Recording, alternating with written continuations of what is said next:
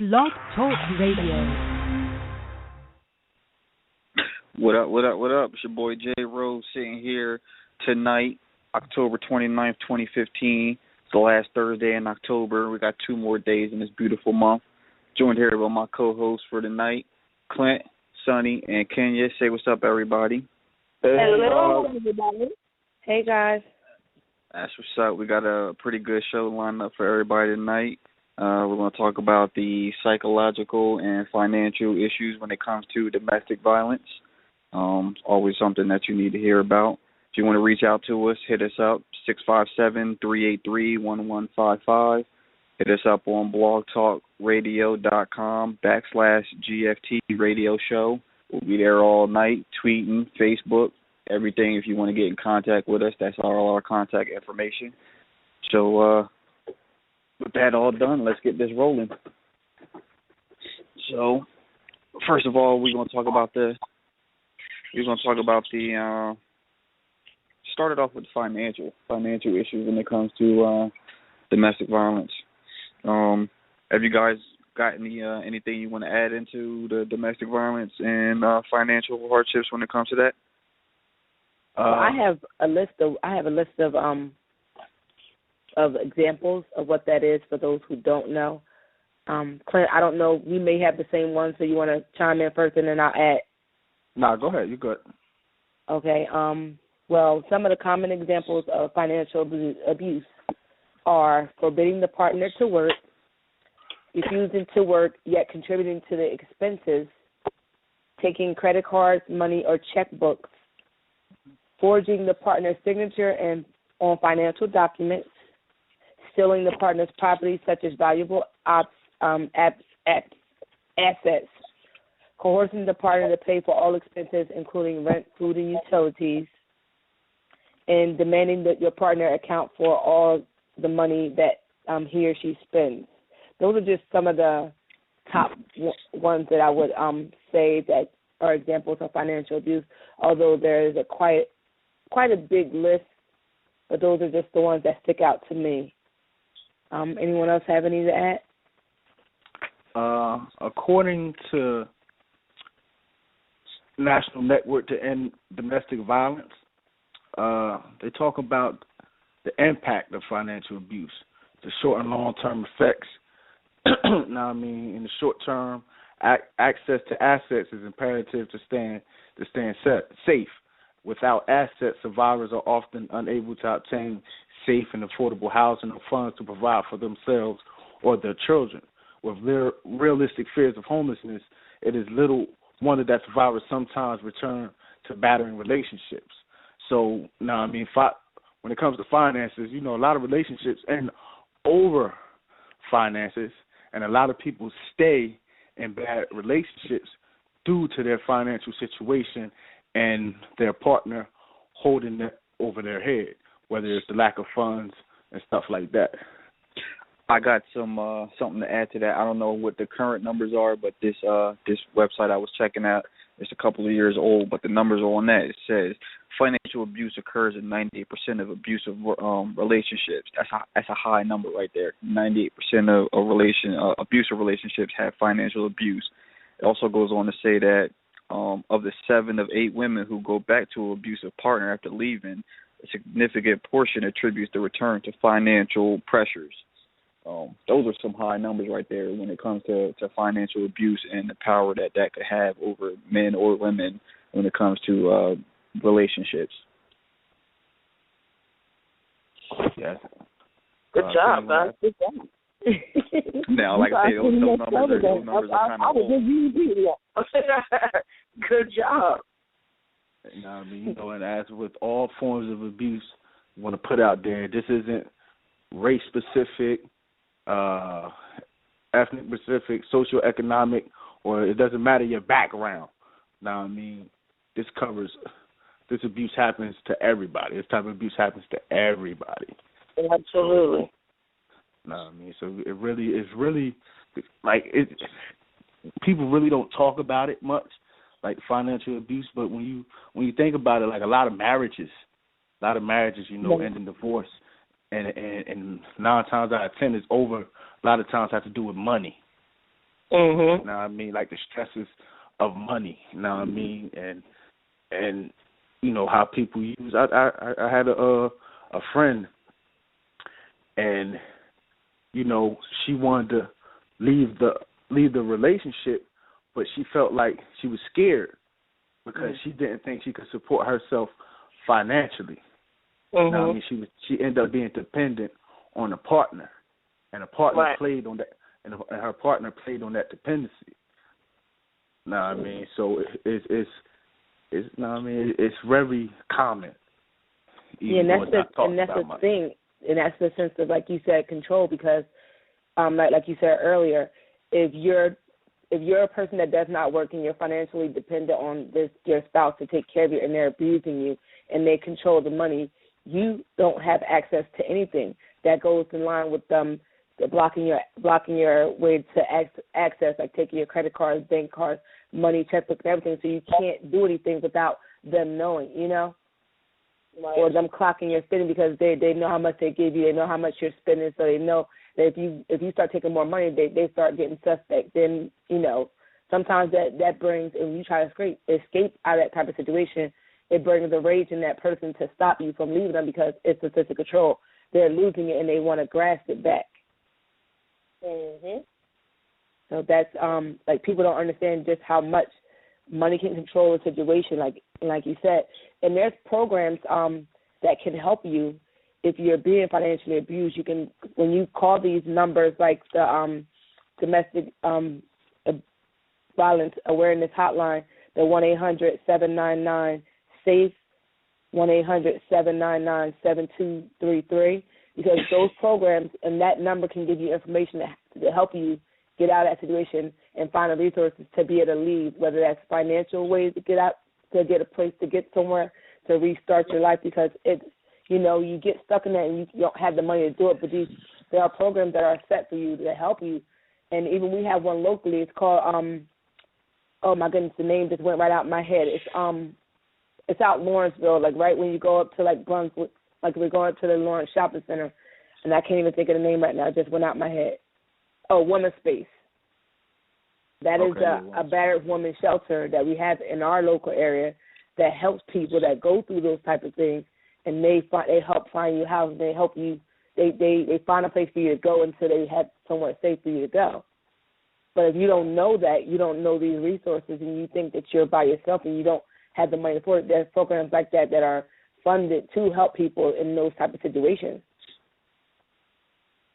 Put out was that on 1-800-799-SAFE? Yes. Yes, the National Network to End Domestic Violence website, and it's the National Domestic Violence Hotline number. Right.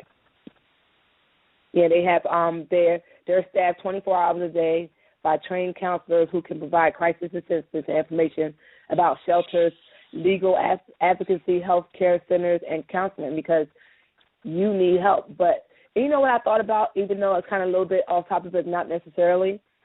Like, even the people that are the actual abusers, they need help too. They need counseling, because they need to understand what they're doing is wrong. Because, like I said, if it's a pattern behavior, they learn this and they think it's okay, they need to know that it's not okay, and they need help to better themselves, to not be abusive, you know? Right. Like, I understand that. I understand that, because that's a disease as well. You know what I mean?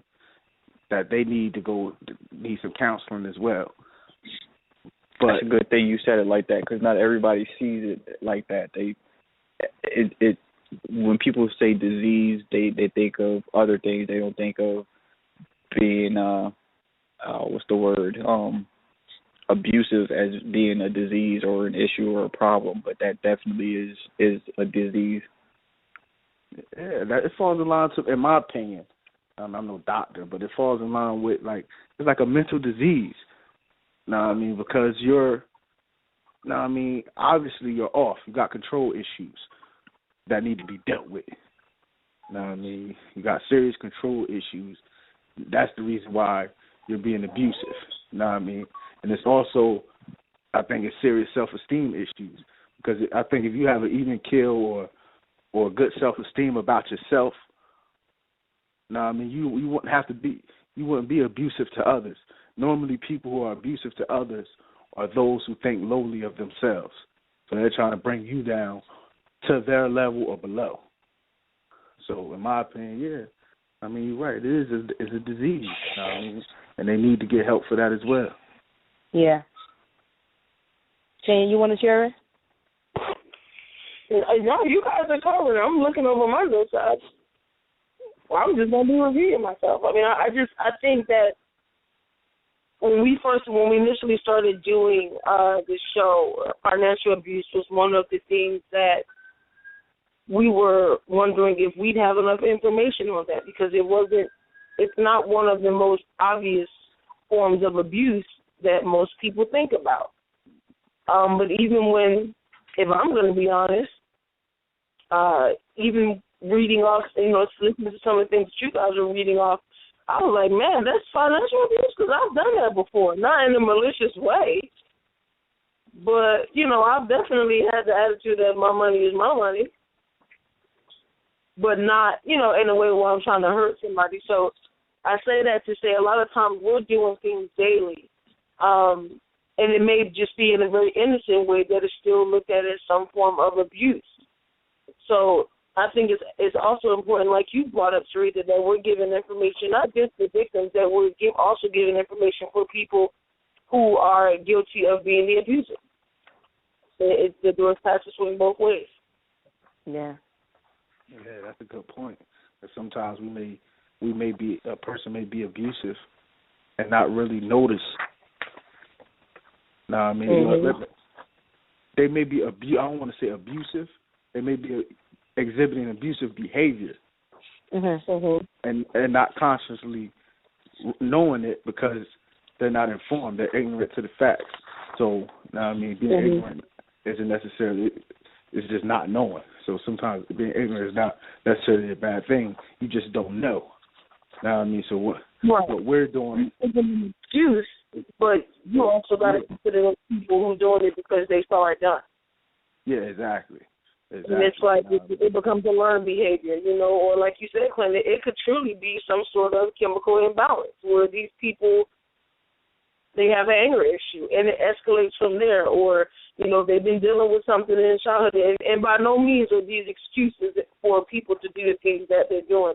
What I'm saying is, just in playing devil's advocate, a lot of times abusers were abused themselves. Yeah. So there's always a chance that they're going to go either way. So, yeah, it's easy for people to say, oh, we all have choices, oh, we all make decisions. You're right. You're exactly right. However, a lot of times, if you're seeing these things done to you as a child and you're still in those stages where you're being groomed and you're still learning things before your character and personality ever develops, if it is your normal, it is your normal. You know nothing else. Yeah, and I actually have information for those. If you, they also have like signs to let you know that you're an abuser. Like they ask you questions like, does your partner seem nervous around you? Do they seem afraid of you? Do they friends if you move in a quick motion? Do they cry because over something that you won't let them do? Are they scared to speak to you? Or they scared to contradict you or, go against something you're saying? Like those are maybe signs to the abuser that you are an abusive person because this person to react to you. And like I said, they can call that number as well to get help. Like I said, they take those types of calls too if you are an abuser, and they try to get you the help you need to make, to get you on the right path because like King said and like the rest of you guys said, change is possible, but you have to get help. You have to, one, know that you have a problem, and two, want to get help. And be sincere about it, because if you feel like, like Ken said, she even realized with some of the stuff we did with financial that she did some of these things not intentionally, but when you read these things and these ideas and stuff, you don't realize that, hey, I've done that before. And you don't think that that's a sign of abuse, but it is, And if you're not knowledgeable or you don't know, you're going to keep doing it. And how are you going to know that it's wrong if you don't research it, Right. So, and like King said, by no means are we saying that we are siding with the abuser, because it is not right. We don't promote it or anything of that nature, but it's two sides to every coin. Everybody needs help, not just the person that being abused, but the actual abuser needs help to change their life if that's something that they're looking to do, you know. Mm-hmm. I want to. I don't know if. What about? Let me say this. Let me give an example. Say, I want to know if this is an example of abuse. I've been thinking about it. Say you're in a relationship, the man loses his job. Okay, now he's no longer the breadwinner. He's no longer bringing anything to the table as far as finances go. Now, if the woman that he's with uses that against him or holds that over his head and makes him feel like less of a man, is that a form of financial and psychological abuse at the same time? It could be. I think so too. If she's being malicious about it, then absolutely. I mean, if it's coming from a place of anger and hurt, and she just feels like, I mean, you're the man, you should be doing this or you should be doing that, you know, and you're not. Or what is he doing?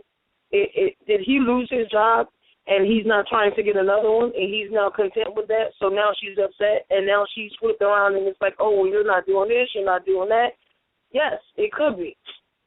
But then you're also considering, in a situation like that, what is this man doing? Is she an abuser in the sense that he's trying and it just ain't good enough for her? Or is she merely stating? I think in a situation like that, there's a fine line between stating facts and her abusing him. Because if he's trying, without a shadow of a doubt, she's you know, contributing some form of abuse. If he's not, it's like, I don't know. I mean, she's almost stating facts, because a man don't need if he ain't working, right? But I'm saying, what if he's trying, but what if she's making him feel like less of a man? Okay, if he's trying. Okay, well then, yeah, yes. No. If he's trying, then yes, I would say that's abuse. Yeah, because, I mean, necessarily, if you really want that person, like, I mean, this type of person I am, if I'm with you and you lose your job and you're feeling less than, you're trying and you can't get it, I'm not going to nag you about you not getting a job. What I'm going to do is help you. I'm going to find a way, like I'm going to look at, like I'm going to also help you job search. I'm also going to help you look. Now, if I'm helping you and you just not trying yourself, well, yeah, I'm going to call you out on it. Right. I don't feel like I need to belittle you, but I'm going to let you know that you're slacking, because and that works both ways. Like, but then again, you got some men that don't want teamwork or work and all that hoopla, whatever like that, whatever, too. And that's a form of control and borderline abuse, because you got somebody that you don't want them to work, and it could go both ways. But I would say it is abuse, or a fine line of abuse, depending on how that person approaches the situation. You can't belittle someone and make them feel less than. If you feel like they're not doing up the part, then help them. Now, if they're still not doing what they need to do, you have an option. Either stay with them or not. Like you said, Right. that is a fine line. That's looking at it with mental, psychological, emotional. They all basically tie into each other. It could be a form of bullying, where Clint said, like, you know, the guy may have lost his job, and the female could be sitting there, you know, just like you said, Red, belittling him, bullying him, things like that, where it's kind of a fine line where, okay, am I helping him out? Am I putting him down? Am I bullying him? That's a fine line that you have to deal with right there. Yeah.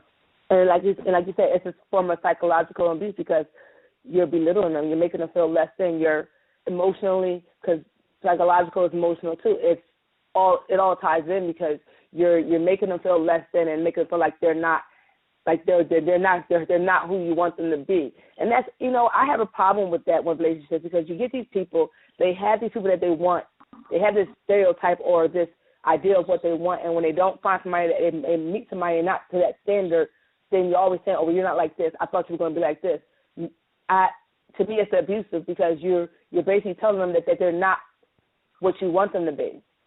Like, I'm all for, if you're not what I want you to be, I'm going to try to help help yourself. It's called uplifting, not always in your face saying, oh, well, you this. Like, that's not going to help. That's going to harm. And if at that point, some people get broken down, well, since I'm not going to be nothing, I'm never going to live to what you want to do, why not just sit here and keep on doing what I've been doing? Nothing. Yeah. And that gets you to a depression. That gets you, a psychological warfare with yourself because you're less than. You're never going to be good enough. And I think that's when you start messing with somebody's mind, you feel me, and depression is real. Yeah, it's unhealthy. So when you start belittling somebody and making them feel less than what they are, it's some people cave under that pressure. Yeah. You know what I mean? Some people really cave under that pressure, and they don't, it takes them a while to be able to love themselves again or be happy with themselves again, in a way. And then, so that it makes them harder to have a healthy relationship again. Now, I mean, they start abusing themselves. They start their self-worth. They question their self-worth. Once a person questions their self-worth, they really can't give in a relationship. I mean, you can't give nothing if you question. If you don't love yourself, you can't love me. If I don't love myself, I can't love you. I mean, yeah. I really don't know what love is because it's been beaten out of me. It's been beaten out of me. Yeah. Well, we pretty much basically brought in psychological right in that conversation alone. Like we said, psychological is aligned with emotional and mental abuse, and we pretty much kind of summed it up in that conversation. We don't have much of the show left today. We kind of went by really, really quickly, but we do want to touch base with the breast cancer. So, Clinton, you want to chime in on that end? Yeah.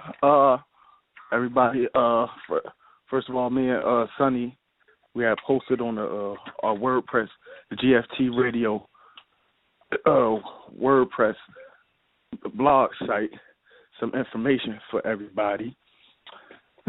We talked about the men and the women, how all of us need to be checked out. You can log on to GFT. Hold on, excuse me. I'm sorry. You can log on to GFTRadioshow.wordpress.com, and the title of the blog is Breast Cancer Awareness Month. Breast cancer, the definition is a malignant tumor that starts in the cells of the breast. A malignant tumor is a group of cancer cells that can grow into, invade surrounding tissues or spread to distant areas of the body. The disease occurs almost entirely in women, but it also can occur in men too. According to CDC.org, each year in the United States, more than 200,000 women get breast cancer, and more than 40,000 women die from the disease. It's not less than 1% of breast cancer occur in men. But most breast cancers are found in women who are 50 years old or older, but breast cancer can also affect younger women. About 11% of all new cases of breast cancer in the United States are found in women younger than 45 years of age. Men who are at high risk, you should have exams done every 6 to 12 months at age 35. Women should have mammograms starting out at age 40. Unless you are at high risk, then you may need to have your screenings earlier. Susan G. Coleman's site has a lot of information over how to screen, exam, and how to cope with having breast cancer. It gives various options or ways to get help with dealing with cancer, and why they coin as quality of life with, and what they coin as quality of life with breast cancer. So, that information is on our website once again, GFTRadioshow.wordpress.com. DamascusBreast.com. All right, guys, we got about a couple more minutes. You guys want to touch any ideals or anything, last comments that we didn't touch base on? No, not really. I mean, like I say, it's our last Thursday of the month. Our last show of the month. It's been a great month. We've definitely did a lot, put a lot of information out for the domestic violence, for breast cancer. I think we did a good job this month with the show, with things. The page is doing good. Facebook.com GFT Radio Show. You can check us out there. Check out the blog spot, Blog Talk Radio. Check out the website. Everything's there. I think this month has been pretty good. Can't wait till next month. And before we forget, I want to also let you guys know that Kenya has come on as a full-time co-host. I don't know if you mentioned it, shows back. She put together a beautiful outline for us this month. So we're very grateful to have her. She really has been an asset along as well as Clint.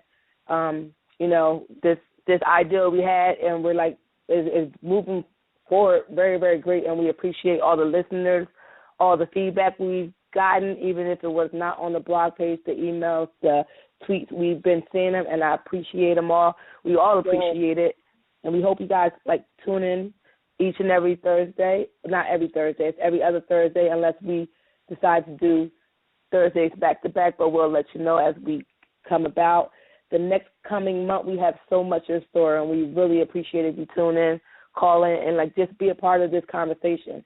We want to get that out there. We want to stress it so much that we want your feedback. We want you to join in our conversation. We don't want it just to be us four. We want to hear what you guys think too.